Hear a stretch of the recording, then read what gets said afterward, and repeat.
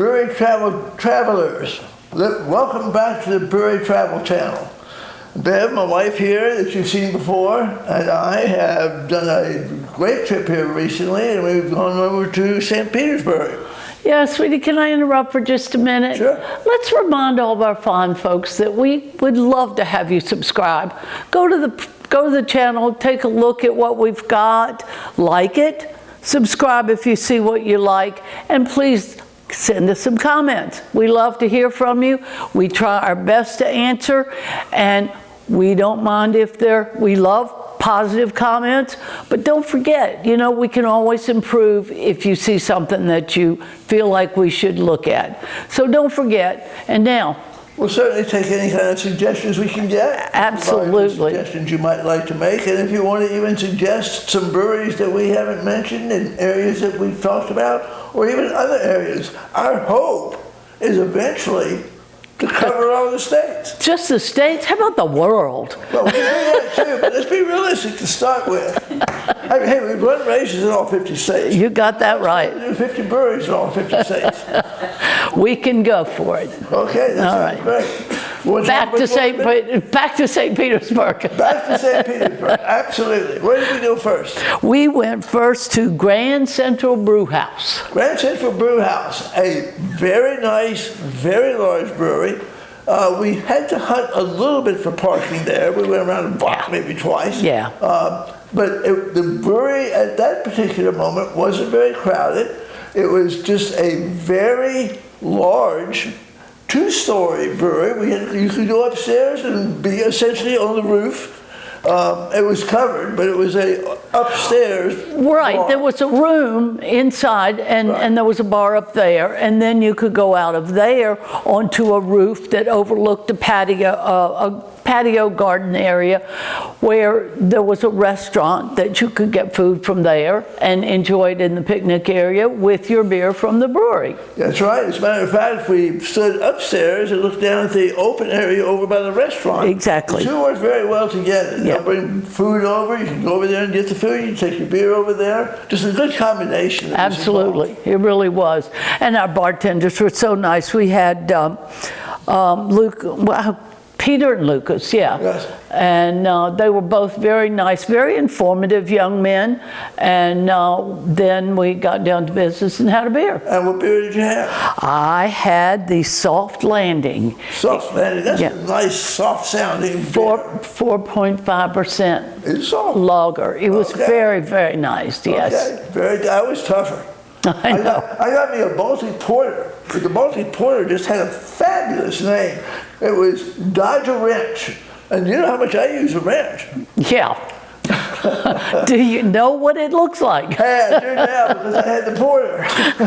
That one was only 5%. Their beers were very reasonable in their alcohol Yes, content. they were. And as a designated driver, I tend to look for that because we do eat at the breweries, we do eat at other places, but I'm always careful that when I'm having the beer and I'm driving that I'm getting the lower alcohol content beers. And we're making a point very often to try to see to it that they're walking from one brewery to the other. Oh, absolutely. We managed to find 3 in one area. St. Petersburg is unreal in terms of how many breweries they have within walking distance of each other. In fact, the next brewery we went to was like a 5-minute walk. Oh yeah, easy.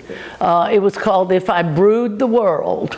IfIBrewedtheWorld. I make the comment very often about the fact that when you're talking about the actual beer itself or the breweries, there's always very interesting names, but when there's many beers and there's many breweries, you got to be imaginative to come up with names for these beers and breweries. Right, and so often they have a theme, and then the theme, they name their beers following the theme. That's true. Yeah, That's true. I don't know where they got Bootstrap from. That's what I had. It doesn't seem to me to have much to do with Brewing the World, but Well, I would agree with that. Actually, the one I had was an English Pale Ale, and the name of that one was Link Proper. Now, I'm not sure how that connects either. But both of them were good beers. that's what you use the wrench for. That's what I use the wrench for. There you go. Yeah, there you go. Okay, right. They did have a food truck there. We did not have anything to eat at that brewery. No, we did not. We did not. But It was a small brewery, but it was a very interesting brewery. One of the things I like about the breweries is we go from one to the other. You got the large restaurant types, you got the very unique small ones, and it's just very enjoyable with going from one to the other. Right, and this was really neat. It was small, very sort of neighborhoodish almost. Yes. The bartender was really cool. His name was Ethan, and we found out he had lived in Asheville, North Carolina. That always leads a conversation because everybody loves Asheville. Yeah, we had an interesting chat with him about the breweries we had been to in Asheville because we had taken a trip there with Barbara and Rob not too long ago. Yeah, that's right. And look forward to going back again. But yeah, this was kind of a nice little neighborhood, almost neighborhood type brewery. I would agree with that. You know what? We've been talking about walking from one brewery to the next. We talked about that long walk of 5 minutes we had to take. Well, the next one was a 2-minute walk. The next brewery we went to was Three Daughters. And Three Daughters is back to another large brewery. Oh, big. Oh, really big. It had, you walked in, there was one room, then you kept on going back, and there was this little area where they sold the merchandise and stuff like that. And then, man, you stepped out into this huge room that had another bar, and it was decorated for Christmas. Just beautiful. Had trains running everywhere, Christmas trees. They had the little Christmas villages. It was really beautiful. That train set they had set up was one of the largest train sets I've ever seen. Oh, it definitely was. Just huge. I can imagine that's a huge attraction at Christmas time for anybody that goes to that particular brewery. They not only had beer, they also had a food truck. Oh, yeah. The tacos were amazing. We thoroughly enjoyed that. It's interesting because you go in and you go all the way back to the back of the large brewery. Yeah. And there behind is the food truck, and they got a little place there at the back of the brewery that they actually sell it. And it must have been really good because there were a whole bunch of people eating there. There definitely were. It was good. We had it also. Well, and they had our favorite, or if we're not drinking IPAs, our favorite. They had a black lager. That's right. That was really excellent. Absolutely. The black lager was very good, and it is unusual for me to go away from an IPA, but I will agree that black lagers are the one reason I will go from an IPA. Yeah. Well, Leon and Adriana were our bartenders there. They were. And they were really nice, very knowledgeable, but busy. My goodness. You know, part of the fun of sitting at the bar is talking to the patrons and the bartenders. But these places this time were so busy, it was really hard to get into a conversation with the bartenders. It was. They were too busy to be able to do much in terms of conversation. They really were. And again, I don't mean to be concerned about the crowd that was there. It was very, very nice. But it was very busy. Oh yeah, it definitely was. Parking was not a problem, obviously because we walked. But it looked like to me there was plenty of parking there. I didn't pay any attention, I must confess. I think all of these that we've talked about today are dog friendly. Maybe. I don't actually remember seeing any dogs. You know, usually we see dogs when we go, but I don't remember I don't remember seeing any dogs, but all of them have had someplace outside. Yeah, that's very true. Unless they state otherwise, usually if there's a place outside, there's not a problem as far as dogs are concerned. That's very true.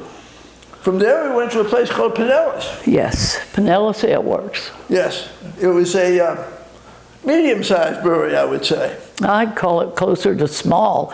I mean, that place was packed, and it was not a very big area. Okay.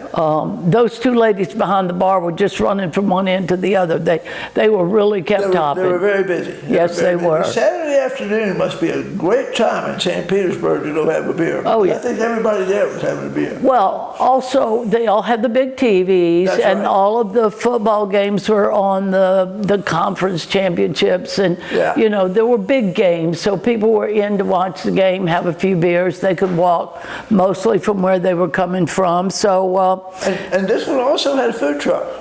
Oh yes, they did. It was out in front. Yes. I think the comment that we haven't made so far is the fact that this is the one that as we were driving, it was on a major thoroughfare, and the end result was it was difficult finding a parking place. Yes. In fact, we probably walked a couple of blocks back to the brewery to be able to from where we actually were able to park. Yeah. Well, I had a hazy session. Well, no, it wasn't hazy. It was just a session IPA. It was called Fetch. Oh, okay. And you had the hazy IPA. And you know, it's interesting, our connection of names, because the name of my IPA was Stay. Yeah, I know. And you wanted to, too. That's right. All righty. Well, Did we have fun? no. Didn't have fun. Got to go back. Got to go back and try We again. can do that. We can do Okay. that. All right. I think we ought to be talking about our next trip then. Okay, Friday. So.